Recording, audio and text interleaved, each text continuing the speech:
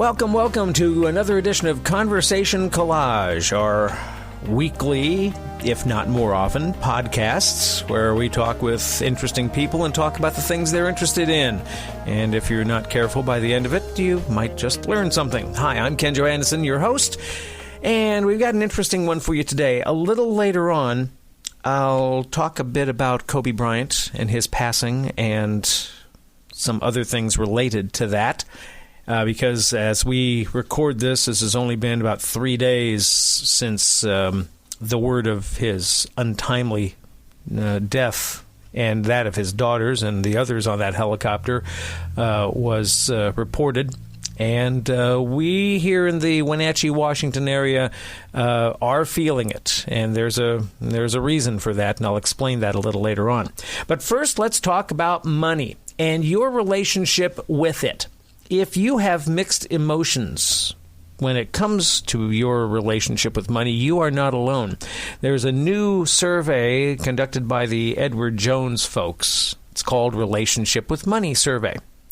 And according to that, nearly all Americans, and they say 92% of Americans, feel there's room for improvement when it comes to their financial health. And the survey also found that saving is a priority, but the results on that were mixed. And we talked about all of this and how to improve our relationships with money with Neela Richardson, a money expert and an investment strategist. And she has the results on this survey and what we can do to better ourselves financially. And we caught up with her in St. Louis. New survey, the Relationship with Money Survey. Tell me about that. What was Edward Jones looking to find out? Well, at Edward Jones, we really believe in the power of relationships, and one of the most significant relationships you'll have in your adult life is your relationship with money. And what we found is about 92% of respondents believe that there is room to improve their financial health. So we asked 2,000 people, what is your relationship with your money? And the bulk of them wanted to improve that relationship, even though 81% felt in control of their current financial situation. And we also saw a mix of emotions tied to money. Only 1 in 5 feel happy when thinking about saving money. The rest of folks, 4 out of 5 people, had a range of emotions, from feeling confident, very positive about their spending and saving, to feeling overwhelmed and anxious and stressed about saving. Why do you think that is? That's an interesting finding, that people get stressed out about saving money and things like that. Why do you think we have such a complicated relationship with money? It is complicated, Ken, and I see this in my role as an investment strategist for Edward Jones. I spend my days interpreting market conditions and making recommendations for investors. And one of the key signs of probability for reaching your long-term goals is not market conditions. It's actually managing your emotions during all kinds of market conditions. So it's not surprising to me that when you come to the most basic relationship in terms of investing, which is your relationship with saving, that those emotions would be tied to this action. Some of it is learned from our parents. If you think about millennials, watching their parents go through the Great Recession, maybe losing a home, maybe losing a job, that definitely impacts how they feel about money. We find that millennials, a lot of them are savers, which debunks the myth. So some of this is learned behavior. Some of it, I think, is innate. It's all about how secure we feel in our finances. Mm-hmm. Do you think that, as you said, a lot of it comes from our parents? Do you think that most of us just we either see what our parents do and copy that, or do we try to break away from that? I know I've tried, not knowing how my parents dealt with money. I've kind of had to learn it on my own, I find. Exactly. I think you've honed into a real key concern uncovered by our survey that I actually think might be improving, is that traditionally Americans didn't talk about money. Parents didn't discuss money with their children. And we know that about $68 trillion will change hands over the next 25 years as baby boomers age into retirement and pass their money on to their children. And so in that sense, talking about money is really important. Now, our survey says that people are about 74% of people are open to talking about their finances, and even more encouraging, over the long term, younger people are more willing to talk about their finances, and that is critical for understanding where your weaknesses are and learning how to control your money.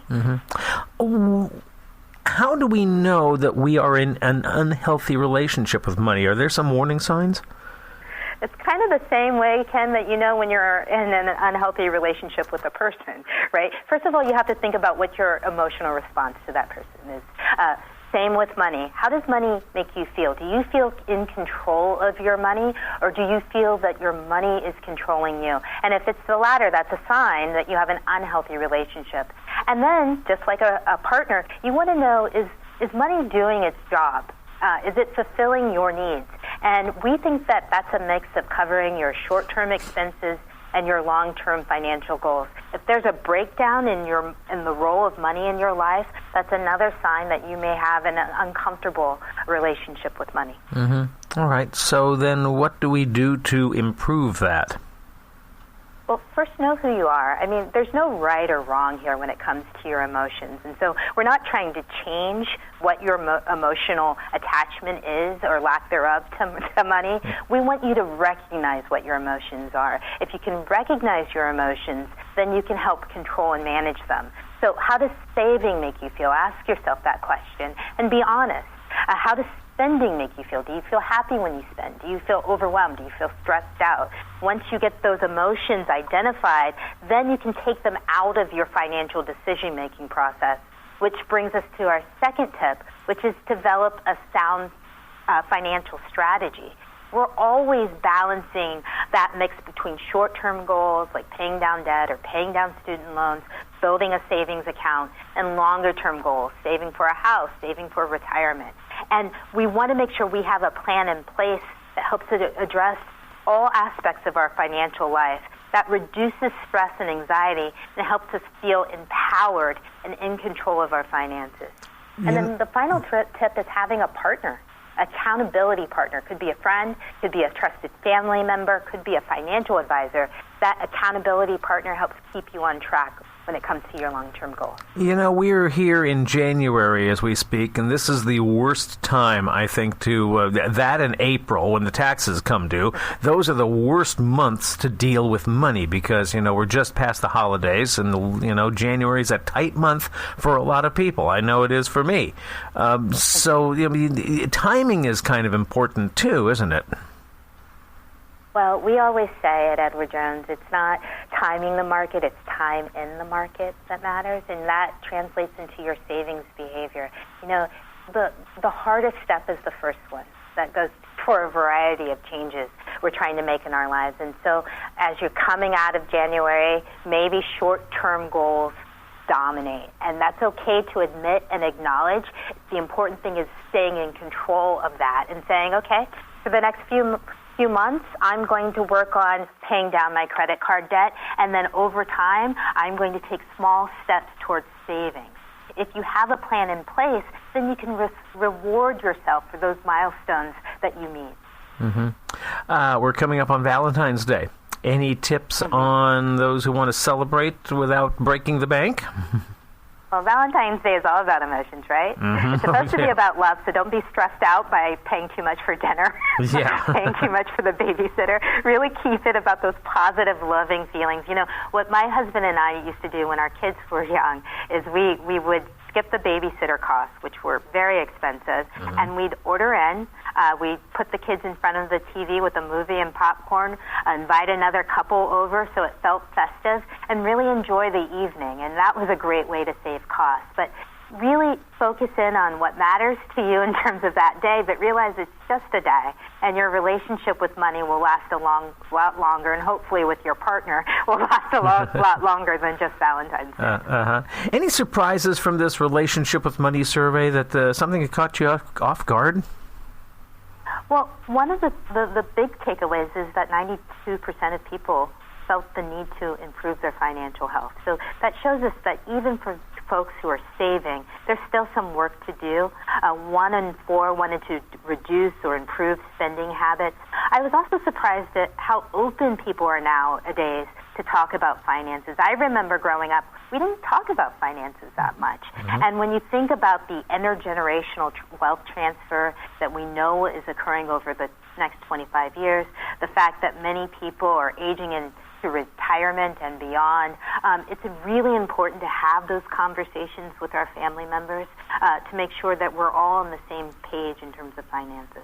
You know, there's also so much information out there, not only through television, but through, in books and things like that. We didn't have that when we were growing up, and our parents didn't talk about money. So, I mean, there's the resources we have available to us are a lot better than they used to be.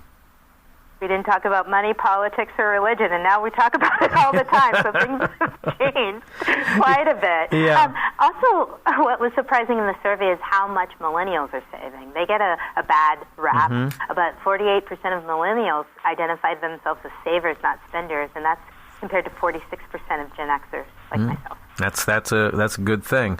I know we've got to wrap this up here, but where do we find out more about all of this? Is this relationship survey available online?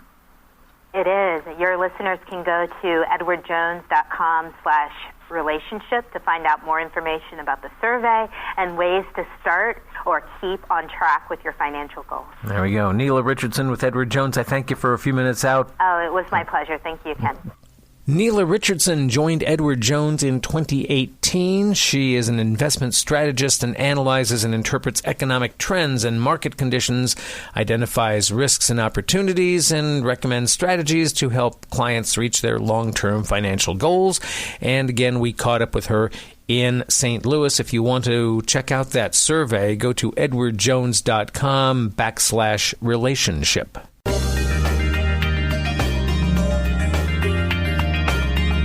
It's Conversation Collage, available wherever you get your podcasts. Is that simple enough? One other thing.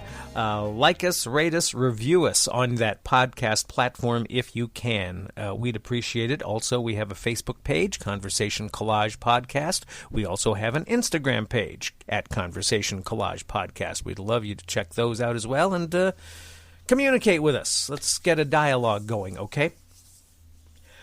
I am not a big fan of the National Basketball Association. I used to be a big Sonics fan when I was a kid and through the teen years. I lost that love for the NBA over several different events that happened. First, the Sonics took away Bob Blackburn as the announcer on the radio broadcast and replaced him with someone else. I'm sorry, I never warmed up to Kevin Calabro. Then Howard Schultz, who had become the owner of the Sonics, sold to Clay Bennett of Oklahoma City. And then David Stern and Clay Bennett conspired to yank the Sonics out of Seattle and turn them into the Oklahoma City Thunder. Sorry, Oklahoma City. I'm sorry. It's we have been hurt by that, and we've never really quite got over it. And when David Stern passed away just a few weeks ago, I said, good riddance. And I'm sure a lot of people in Seattle said good riddance because we were not happy with the way that we were treated and also by the lip service that we were given when we tried to get our Sonics back in the way of a new franchise. We were not treated well, and we still harbor some ill will with the NBA, although there are plenty of people in Seattle who are still hoping for the Sonics to return. Personally, I don't care. But the NBA joins the NFL and not among my favorites. But I'm not going to get in the NFL because it's not an important time. Oh my gosh, it's Super Bowl weekend. It is an important time. All right, quickly I'll talk about the NFL. I am not a fan of the National Football League for one simple reason. No matter how badly the Seattle Mariners play baseball, there is still the tiny hope that a World Series game will someday be played in Seattle. But no matter how well